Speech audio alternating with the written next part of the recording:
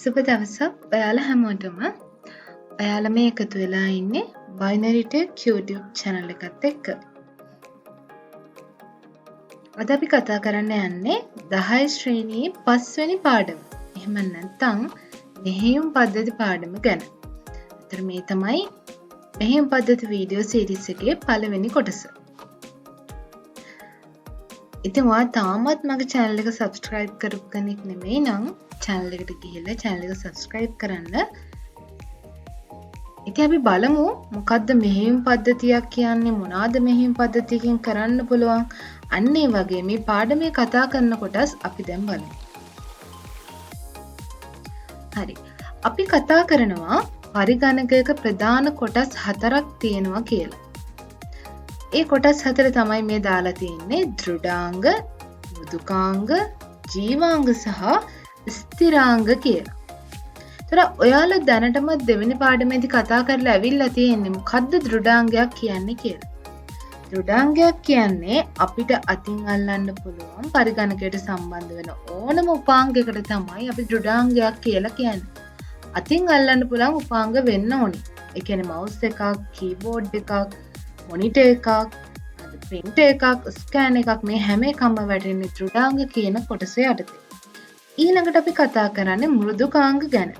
මෘදුකාංග කියන්නේ පරිශීලකයා එහෙම නැත්නම් ඔයාට කරන්න ඕනේ දේවල්. ඔයාට පරිගණකයේ ලව්ව කරගන්න ඕනේ දේවල්. ඔයාට හදා ගන්න ඕනේ ડોකියුමන්ට් එකක්. එහෙනම් ඔයා Word පාවිච්චි කරනවා. ඔයාට චිත්‍රයක් අඳ ගන්න ඕනේ. ඔයාට Paint පාවිච්චි කරන්න පුළුවන්. ෆොටෝ එකක් හදා ගන්න Photoshop පාවිච්චි කරන්න පුළුවන්. අන්න ඒ වගේ ඔයාගේ අවශ්‍යතාව ඉටු කරගන්න අපි භාවිත කරන අතින් අල්ලන්න බැරි දේවල් තමයි අපි මෘදුකාංග කියලා කියන්නේ. අපි මේවා කම්පියුටර් දාලා තමයි පාවිච්චි කරන්නේ. ඒතකොට ඒවා අපිට අතින් අල්ලලා ගන්න බෑ. Microsoft Office අපිට අතින් අල්ලන්න බෑනේ. අන්න ඒ වගේ ඒවා තමයි මෘදුකාංග වෙන්නේ. ඊළඟට අපි කතා කරන්නේ ජීවාංග ගැන. ජීවාංගයක් කියලා කියන්නේ පරිගණකයට සම්බන්ධ වෙලා ඉන්න පණ තියෙන කෙනා.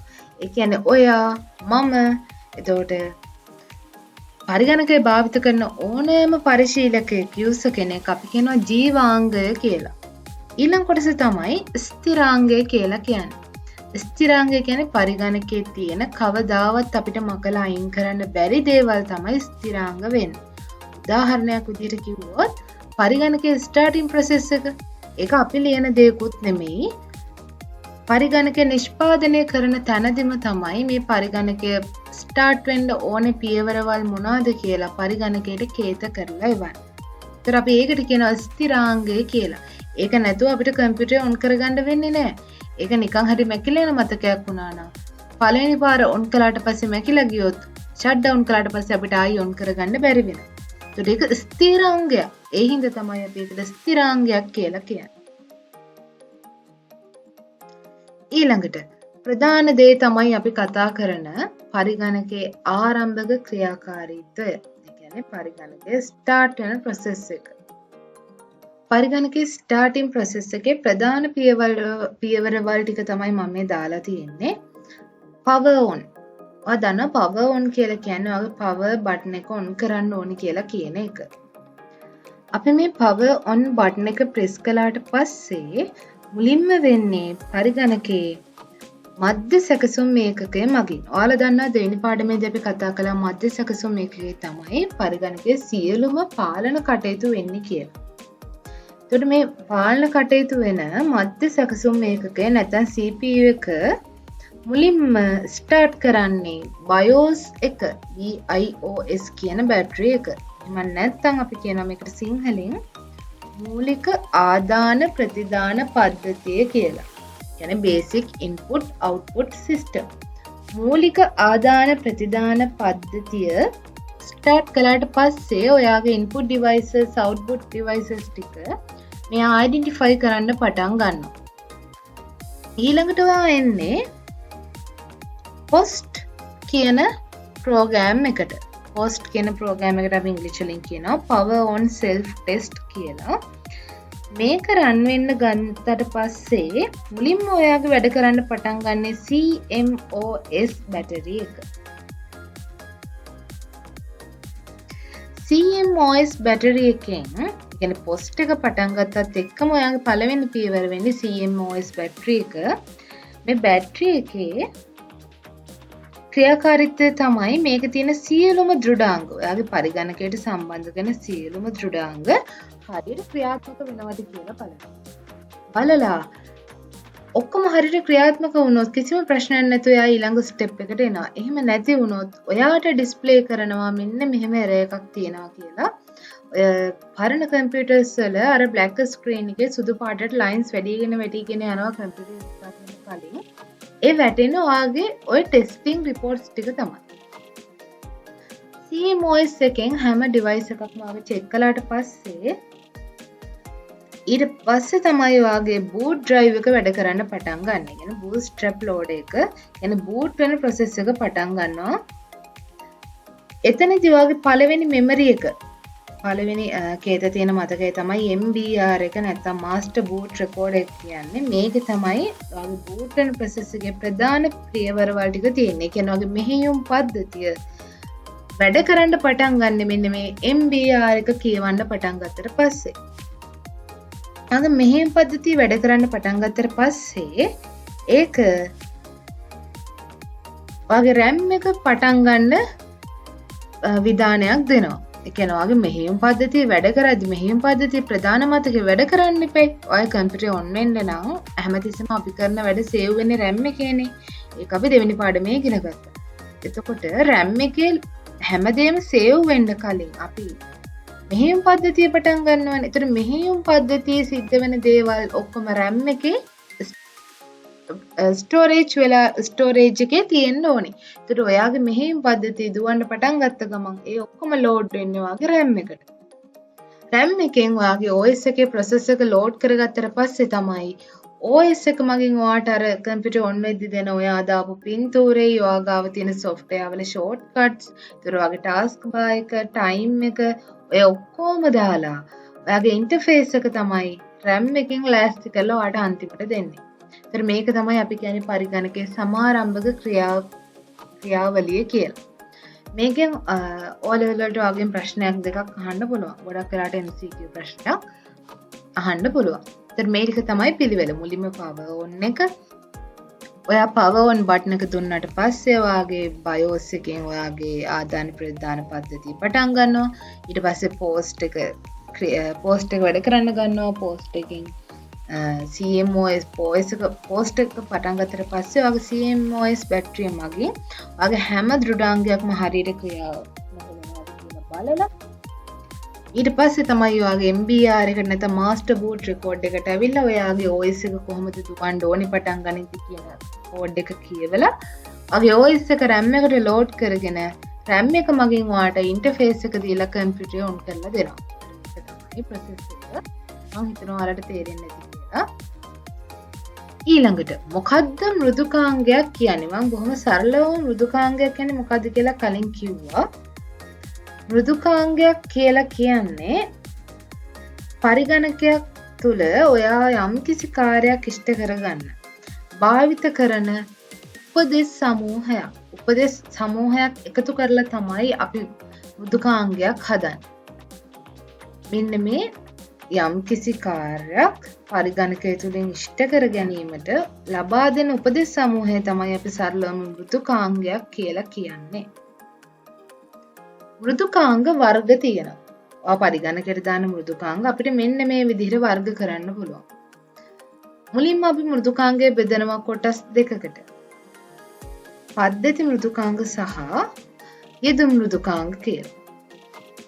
ඊළඟට මේ යෙදුම් මෘදුකාංගයේ යටතේ තියෙනවා වදන්සක සීම, පැතුරුම්පත්, දත්ත සමුදාය, පරිගණක ක්‍රීඩා, වෙබ් අතිරික්සු මේ හැමදේම.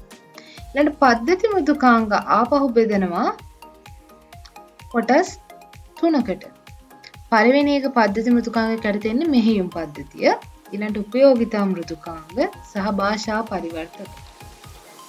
ඊළඟට තියෙන අපි දන්න භාෂා පරිවර්තක වර්ග තුනක්. ඊළඟට බලමු මොකද්ද පද්ධති මෘදුකාංගයක් කියන්නේ කියලා.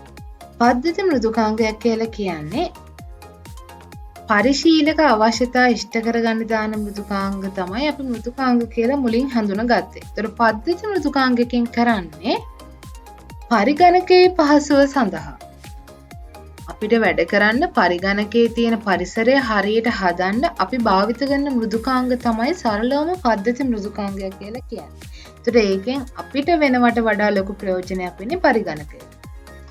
ඒතර මෙහෙයුම් පද්ධතියකින් පුළුවන් පරිගණකයට අපි දාලා තියෙන අනිත් මෘදුකාංග අපි සම්බන්ධ කරලා තියෙන සියලුම දෘඩාංග කළමනාකරණය කරලා දෙන්න. එහෙම නැත්නම් පාලනය කරලා දෙන්න. මෙහෙයුම් පද්ධතියකින් කරන්නේ අන්න ඒ වගේ ප්‍රයෝජනයක් තමයි. ඊළඟට උපයෝගිතා මෘදුකාංගය. උපයෝගිතා මෘදුකාංගය කියලා කියන්නේ අපි දාලා තියෙන මෘදුකාංග අපිට වැඩ කරන්න අපි දාලා තියෙන වදන් සැකසුම් චිත්‍රක මෘදුකාංග වගේ මෘදුකාංග වර්ග කාර්යක්ෂම ක්‍රියාත්මක වෙන්න.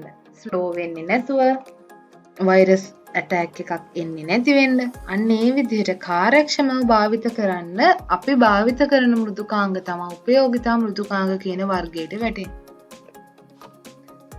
ඊළඟ භාෂා පරිවර්තක කිව්වහම ඔයාලා දැනටම දන්නවා පරිගණකය කියන්නේ 1.0යි භාවිත කරලා හැදිච්ච යන්ත්‍රයක්.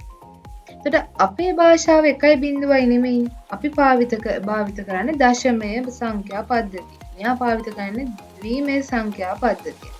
එහෙම නැත්නම් අපි පරිගණකයේ භාෂාව විදිහට ගන්නෙත් 1.0. හැබැයි අපේ භාෂාව අපිට ආවේනික අපේ සිංහල භාවිත කරන්න පුළුවන්, ඉංග්‍රීසි භාවිත කරන්න පුළුවන්, දෙමළ භාවිත කරන්න පුළුවන්. අන්න ඒ වගේ භාෂාවල් වෙනස්. පරිගණකයේ භාෂාවයි අපේ භාෂාව.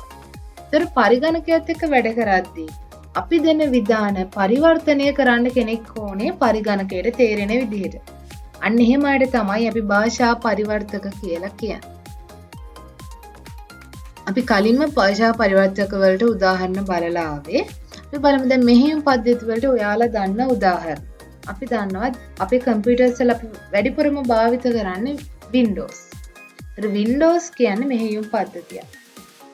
ඊළඟට Linux, Unix, MS-DOS, MacOS මේ ඔක්කොම අපි ගන්න මෙහෙයුම් පද්ධතිය විදිහට.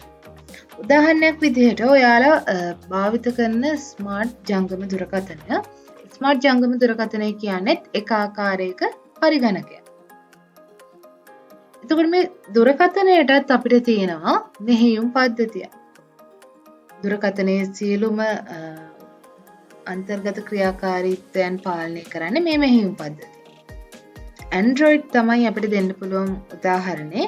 අපි හැමෝම දන්න එකක්. ඊළඟට Apple iPhone එකක් භාවිත කරනවා නම් iOS කියලා තියෙනවා. අන්න ඒ විදිහට ජංගම දුරකථන වලටත් ඒවටම ආවේනික මෙහෙයුම් පද්ධති තියෙනවා. ඊළඟට උපයෝගිතා පද්ධතිය යටතේ අපිට කතා කරන්න පුළුවන් ඔයාලා මම දන්න ප්‍රතිවෛරස මෘදුකාංග. ප්‍රතිවෛරස මෘදුකාංග වලින් පුළුවන් වෛරස් ඇටැක් එකක් ආවොත් ඒක બ્લોක් කරන්න. එතකොට ඒක උපයෝගිතා මෘදුකාංගයක් විදිහට තමයි වැඩ කරන්නේ. පරිගණකයේ වැඩතල පරිසරයේ කාර්යක්ෂමව භාවිතා කරන්න, දෝෂ රහිත කරගන්න අපි භාවිත කරනවා. තව උදාහරණයක් තමයි තැටි ආකෘතිකරණය කියලා කියන්නේ. දැන් මේ තැටි ආකෘතිකරණය මගින් ඔයාගේ දෘඩ තැටිය ගත්තොත් දෘඩ තැටිය ගොනු ෆෝල්ඩ් තැම්පත් කරන්න පුළුවන් වෙන්න පිළිවෙලට හදන එක තමයි ඩිස්ක් ෆෝමැටිං එහෙම නැත්නම් තැටි ආකෘතිකරණයෙන් අපි කතා කරන්නේ. and අන්තිමටම භාෂා පරිවර්තක වැඩසටහන. දැන් අපි කතා කරපු විදිහට භාෂා පරිවර්තක වැඩ කරන්නේ අපේ භාෂාව පරිගණකයේ භාෂාවට හරවන එක. ඒ සඳහා අපි භාවිත කරන ගොඩක් වෙලාවට assembler, සම්පාදක සහ අර්ථ වින්‍යාසක කියන භාෂා පරිවර්තක වර්ග තුන. assembler, සම්පාදක සහ අර්ථ වින්‍යාසක. ඒතර මේ තුන් දෙනාම කරන්නේ අපි දෙන විධාන හරවනවා 1.0 සංඛ්‍යා පද්ධතියට නැත්නම් පරිගණකයේ භාෂාවට. මෙන්න මේවා තමයි පද්ධති මෘදුකාංග වලට උදාහරණ විදිහට අපිට ගන්න පුළුවන්. මෙන්න මෙතන තියෙන්නේ Windows. මේ අයිකන් එක Windows අයිකන් එක. ඊපස්සේ මෙතන තියෙන්නේ Linux. සමහරක් විට මේ පින්තූර දැක්කහම ඔයාලට තේරෙයි ඔයාලා මේවා මීට කලින් දැකලා තියෙනවා කියලා. හරි මෙතන තියෙන Linux ඊට පස්සේ මෙතන ඉන්න MacOS ඊට පස්සේ මෙතන ඉන්න කෙනා ඔයාලා දැකලා ඇති මෙයා තමයි Android. ඒව තමයි අපි සාමාන්‍යයෙන් දැන් ප්‍රධාන දේවල් ඔයාලට පුළුවන් අනිත් icons මොනවාද කියලා හොයලා බලන්න. ඊළඟට අපි කතා කරමු මොකද්ද යෙදුම් මෘදුකාංගයක් කියන්නේ කියලා. ඒතර යෙදුම් මෘදුකාංග තමයි පරිශීලක අවශ්‍යතාවයට අනුව අපි පරිගණකයට දාන මෘදුකාංග. පරිශීලක අවශ්‍යතාවය කියලා කියන්නේ මට ඩොකියුමන්ට් එකක් හදාගන්න ඕන නම් මම පරිගණකයට Word දානවා. මට ඊමේල් එකක් යව ගන්න ඕන නම් මම ඊමේල් දානවා. පස්සේ මට ෆයිල්ස් ටික ස්ටෝර් කරලා තියන්න ඕන නම් මට Google Drive දාගන්න පුළුවන්. මට ප්‍රසන්ටේෂන් එකක් හදාගන්න ඕන නම් මම PowerPoint දානවා. අන්න ඒ වගේ මගේ අවශ්‍යතාවයට අනුව තමයි මම යෙදුම් මෘදුකාංග පරිගණකයට දාන්නේ. මෙතන ඔයා දන්න මෘදුකාංග තියෙනවා. බලන්න Word තියෙනවා, Excel තියෙනවා, PowerPoint, Access, Google Docs, Netflix, email, PDF අන්න ඒ වගේ මෙතන තියෙන ඔයා ගොඩක් වෙලාවට දන්න ඔයා භාවිත කරන මෘදුකාංග. දැන් අපි බලමු අපි කතා කරපු මෘදුකාංග සම්බන්ධ වෙන්නේ කොයි විදිහටද කියලා. බලන්න මේ ඔක්කොම සර්කල්ස් ටික පිටින් ඉන්න කෙනා. එයා තමයි මේ පරිගණකයේ පරිශීලක වෙන්නේ. ඒතර පරිශීලක හැමතිස්සෙම සම්බන්ධ වෙන්නේ යෙදුම් මෘදුකාංගත් එක්ක. ඒ හින්දා තමයි යෙදුම් මෘදුකාංග එළියෙන්න ඉන්නේ. එතකොට යෙදුම් මෘදුකාංගයක් එක්ක යාට Word එකක් හදනවා වෙන්න පුළුවන්, Excel එකක් කරනවා වෙන්න පුළුවන්, ඉන්ටර්නෙට් යනවා වෙන්න පුළුවන්. එතකොට හැමතිස්සෙම පරිශීලකයා සම්බන්ධ වෙන්නේ යෙදුම් මෘදුකාංගයත් එක්ක. පරිශීලකයා යෙදුම් මෘදුකාංගයත් එක්ක සම්බන්ධ වුණාට පස්සේ යෙදුම් මෘදුකාංගය සම්බන්ධ වෙන්නේ පද්ධති මෘදුකාංගයත් එක්ක. මොකද යෙදුම් මෘදුකාංග වැඩ කරන්නේ මෙහෙයුම් පද්ධතිය උඩ. එතන මෙහෙයුම් පද්ධතියට තමයි ඔයා ඊටු යෙදුම් මෘදුකාංග ටික ඉන්ස්ටෝල් කරන්නේ. එතකොට මෙහෙයුම් පද්ධතිය තියෙන්න ඕනේ ඔයාගේ යෙදුම් මෘදුකාංග වැඩ කරන්න නම්. ඔයාගේ යෙදුම් මෘදුකාංග කාර්යක්ෂමව වැඩ කරන්න නම් උපයෝගිතා මෘදුකාංගයක් තියෙනවා. ඒ විදිහට තමයි යෙදුම් මෘදුකාංගයි පද්ධති මෘදුකාංගයි සම්බන්ධ වෙන්නේ. ඊට පස්සේ ඇතුළෙන්ම ඉන්නේ දෘඩාංග. මේ දෘඩාංගයි පරිශීලකයයි යෙදුම් මෘදුකාංගයි සම්බන්ධ වෙන්නේ හැමතිස්සෙම මෙහෙයුම් පද්ධතිය හරහා. මොකද මෙහෙයුම් පද්ධතියෙන් තමයි ඔයාගේ ආදාන ප්‍රතිදාන උපාංග අඳුනගෙන ඒව ක්‍රියා කරන්න සලස්වන්නේ. එතකොට දෘඩාංග වලින් පස්සේ තමයි පද්ධති මෘදුකාංග ඉන්නේ. පද්ධති මෘදුකාංග වලින් පස්සේ තමයි යෙදුම් මෘදුකාංග ඉන්නේ. පරිශීලකයා කෙලින්ම යෙදුම් මෘදුකාංග එක තමයි සම්බන්ධ වෙන්නේ. මේක තමයි මේ අපි කතා කරපු මෘදුකාංග වර්ග අතර තියෙන සම්බන්ධය. අපි මෘදුකාංග සම්බන්ධ කොටස් ගැන කතා කරලා ඉවරයි. අපි ඊළඟ කොටසෙන් පටන් ගමු. මෙහෙයුම් පද්ධතියක් කියන්නේ මොකද්ද? මෙහෙයුම් පද්ධතියක ප්‍රයෝජන මොනවාද? මෙහෙයුම් පද්ධතියෙන් අපිට ඉෂ්ට කරගන්න පුළුවන් කාර්යයන් මොනවාද කියලා අපි ඊළඟ වීඩියෝ එකෙන් බලමු. ඔයාලට මේ වීඩියෝ එක තේරුණා නම් ලයික් එකක් දාන්න. ඔයාලට තව මොන හරි අවශ්‍ය වීඩියෝස් තියෙනවා නම් මට කියන්න. ඉතින් channel එක තාම subscribe කරලා නැත්නම් channel එක subscribe කරන්න. අපි මෙහෙයුම් පද්ධතිය කොටසේ දෙවෙනි වීඩියෝ එකෙන් හම්බ වෙමු. ඔයාලා හැමෝටම ස්තුතියි.